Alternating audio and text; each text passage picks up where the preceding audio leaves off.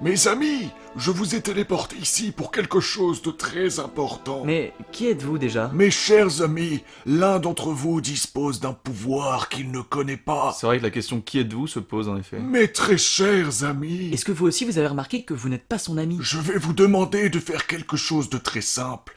Savez-vous faire des bruits d'électricité avec votre bouche? Et c'est pour ça que vous nous avez téléportés ici? La ferme, la ferme, la ferme! Je vais vous demander à tous de faire un bruitage d'électricité de manière simultanée. 3, 2, 1, allez. Oh mon Dieu. Quoi encore? Alors, toi et toi, vous vous barrez. Ah, et comment on rentre chez nous? C'est par où Paris? Eh ben, on est au Pérou ici. Bonne chance. Il ne reste que toi.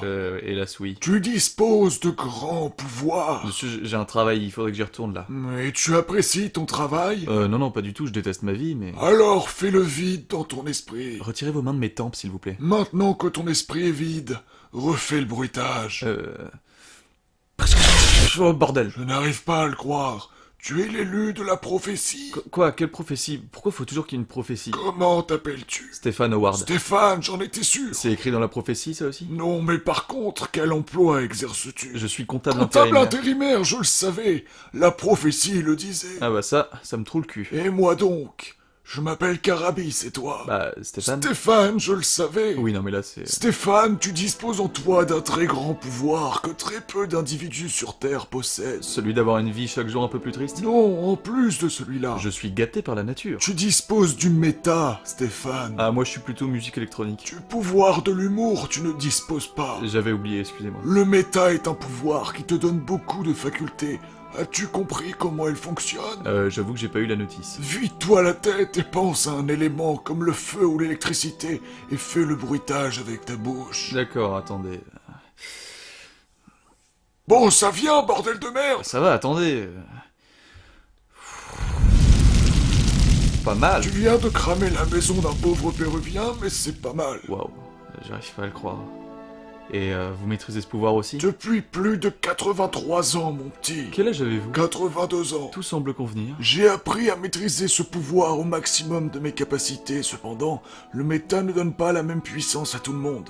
C'est toi qui es le plus puissant, l'élu de la prophétie, noble comptable intérimaire. C'était assez stylé jusqu'à ce que vous disiez comptable intérimaire. Mais le méta te donne un dernier pouvoir. Lequel? À chaque utilisateur du méta correspond un objet. Quand tu l'auras trouvé, de cet objet sortira une lame du premier élément que tu as généré avec ton pouvoir. Votre grammaire est un peu approximative, mais je pense avoir compris. Laisse-toi guider vers l'objet qui t'appelle. Ça. Oh, une lampe torche. Le noble choix d'un brave comptable intérimaire. Arrêtez de dire ça. Une lame d'électricité? Parce que c'est le premier élément que t'as invoqué, mais t'écoutes, bordel de merde! Ah oui, non, ok, j'avais oublié.